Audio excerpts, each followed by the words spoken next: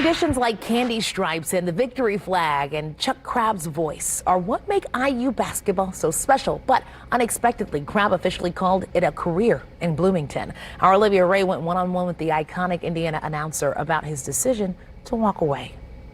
You know, I pretended that he was announcing my name as a 6'2" sophomore in the driveway growing up. He's just part of the soundtrack of our lives, and there are just very few people like that in the country, and just a remarkable legacy. For nearly 5 decades, the voice of Chuck Crabb has enriched Indiana athletic events.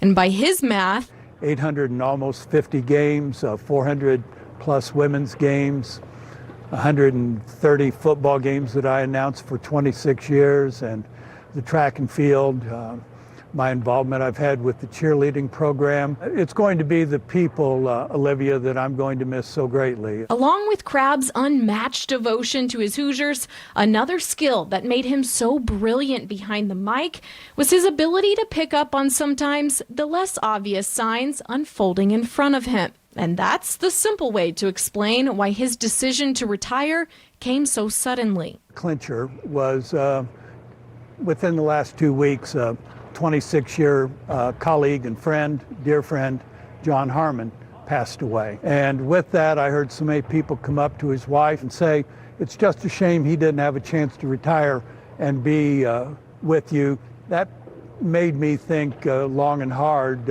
It'll be missing. I'll always be greatly indebted to being a part of this house.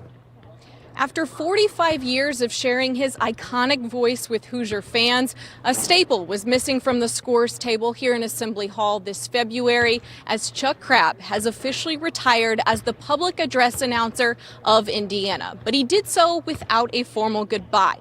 So if given a chance to sign off one last time, here's what Chuck would have to say on the mic. I would thank them for their love of allowing me to be the eyes that would see a game for them. I'll greatly miss Hoosier Nation.